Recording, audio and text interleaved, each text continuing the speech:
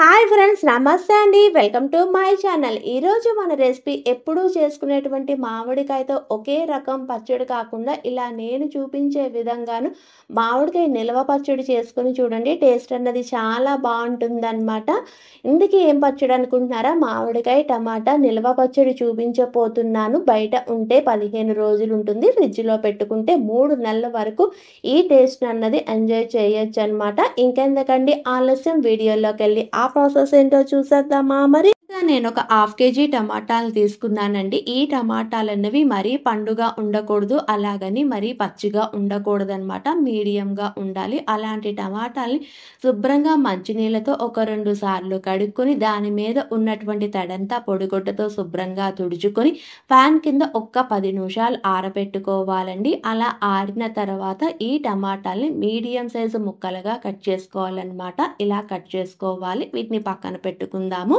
తర్వాత ఒక medium size మామిడికాయని తీసుకొని దాని మీద ఉన్నటువంటి స్కిన్ అంతా తీసేసి ఆ మామిడికాయ అన్నది ముక్కలుగా కట్ చేసుకోవాలన్నమాట. అయితే ముక్కలు అన్నవి మరీ పలుచగా ఉండకూడదు, అలాగని మరీ మందంగా ఉండకూడదు అనమాట. అంతేకాదండి, ఇక్కడ మనం తీసుకునేటువంటి మామిడికాయ పుల్లగా ఉండేటట్టు చూసుకోవాలన్నమాట. కొన్ని అయితే కొంచెం పండువాటం వస్తుంది, కానీ కాయ అన్నది బాగా పుల్లగా ఉంటుంది కదా, అలా ఉన్నా పర్వాలేదన్నమాట.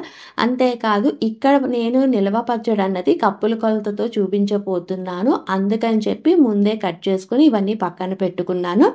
తర్వాత ఒక ప్యాన్ తీసుకొని మనం ముందుగా కట్ చేసుకున్నటువంటి టమాటాలు ఈ కప్పుతో చూపిస్తున్నట్టుగాను ఎన్ని వచ్చాయో కొలుచుకుందాము. ఇక్కడ నాకైతే ఈ కప్పుతో 3 కప్పులు టమాటా ముక్కలు వచ్చాయన్నమాట. దీన్ని ఈ ప్యాన్లోకి వేసుకుని తర్వాత దీనిలోకి 1/2 కప్పు కల్లుప్పును కూడా వేసుకుని అంతా బాగా కలిసేటట్టు కలుపుకొని పొయ్యి మీద పెట్టుకోవాలి. ఇలా పెట్టుకున్న తర్వాత దీనిలోకి 1/2 కప్పు ఆయిల్ని వేసుకోవాలండి. ఇక్కడ ఆయిల్ అన్నది పప్పు నూనె కానీ వేరుశనగ నూనె కానీ వేసుకోవచ్చు అనమాట. నేను ఇక్కడ ఆయిల్ వేస్తున్నటువంటి క్లిప్ అన్నది మిస్ అయిపోయిందండి. అందుకని ఆయిల్ మళ్ళీ తీసుకొని మీకు ఎంత క్వాంటిటీ అన్నది చూపిస్తున్నాను తప్ప ఇక్కడ నేను ఆయిల్ అన్నది యాడ్ చేయట్లేదు అనమాట. ఇలా ఆయిల్ని కూడా యాడ్ చేసుకున్న తర్వాత అంతా బాగా కలిసేటట్టు కలుపుకొని మూత పెట్టుకొని ఈ టమాటాలన్నవి మెత్తపడే అంతవరకు మధ్య మధ్యలో కలుపుకుంటూ వీటిని మగ్గించుకోవాలండి. ఇలా మగ్గినటువంటి టమాటాలు పొయ్యి అన్నది ఆఫ్ చేసి వీటిని పక్కన పెట్టి పూర్తిగా చల్లారి పెట్టుకుందామండి. తర్వాత వేరొక మిక్సీ జార్ తీసుకొని మనం ముందుగా కట్ చేసుకున్నటువంటి మామిడికాయ ముక్కల్ని కొలుచుకొని దీనిలోకి వేసుకోవాలన్నమాట.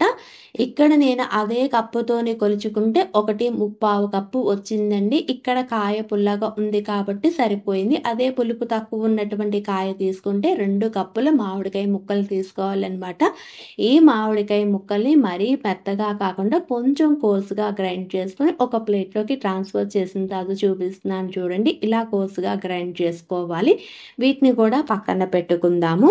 ఇప్పుడు ఈ నిల్వ పచ్చడిలోకి ఆవపిండి, మెంతిపిండి రెడీ చేసుకోవాలన్నమాట. పొయ్య వెలిగించి పాన్ పెట్టుకొని దీనిలోకి 1 టీ స్పూన్ మెంతులు, 2 టీ స్పూన్ ఆవాలను కూడా వేసుకుని ఫ్లేమ్ అన్నది లో ఫ్లేమ్లోనే పెట్టుకుని ఇవి బాగా వేగే అంతవరకు వేపుకోవాలండి. ఇలా వేగినటువంటి మెంతులు, ఆవాల్ని పొయ్యి అన్నది ఆఫ్ చేసి పక్కన పెట్టి పూర్తిగా చల్లారి పెట్టుకోవాలి. ఇలా చల్లారిన తర్వాత మిక్సీ జార్లోకి వేసుకొని ఫైన్ పౌడర్గా చేసుకుని ఒక కప్పులోకి తీసుకుని వీటిని కూడా పక్కన పెట్టుకుందాము.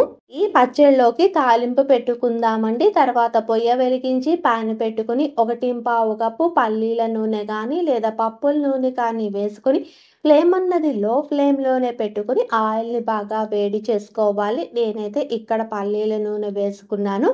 ఆయిల్ అన్నది బాగా వేడెక్కిన తర్వాత పొయ్యి అన్నది ఆఫ్ చేసి దీనిలోకి 1/4 టీ స్పూన్ ఆవాలు, కచ్చా బచ్చాగా తెచ్చుకున్నటువంటి ఒక మీడియం వెల్లుల్లి, 4 సగానికి తుంచుకున్నటువంటి ఎండుమిరపకాయలు, 1/2 టీ స్పూన్ ఇంగువను వేసుకుంటున్నానండి. మీకు కావాలి అనుకుంటే ఇక్కడ శనగపప్పు, మినప్పప్పు, కరివేపాకు కూడా వేసుకోవచ్చు. కానీ మేము ఇటువంటి నిలవ పచ్చళ్ళలోవి అవేమీ వేసుకోమన్నమాట.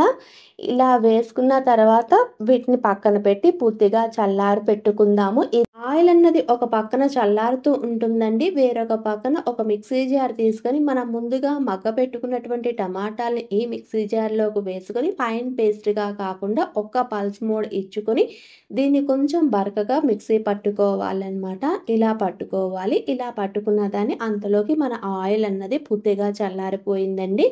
ఇప్పుడు ఈ ఆయిల్‌లోకి మనం ముందుగా రుబ్బుకున్నటువంటి టమాటా పేస్టు, ఫైన్ పౌడర్‌గా చేసుకున్నటువంటి మెంతులు, ఆవాల పౌడరు, కొంచెం కోర్సుగా గ్రైండ్ చేసుకున్నటువంటి మామిడికాయ తురుము, మనం ఏ కప్పుతో మామిడికాయ ముక్కలు, టమాటా ముక్కలు కొలుచుకున్నామో అదే కప్పుతోని ముప్పావు కప్పు పచ్చడి కారాన్ని కూడా కొంచెం కొంచెం వేసుకున్న అన్ని ఇంగ్రీడియెంట్స్ బాగా కలిసేటట్టు కలుపుకోవాలండి.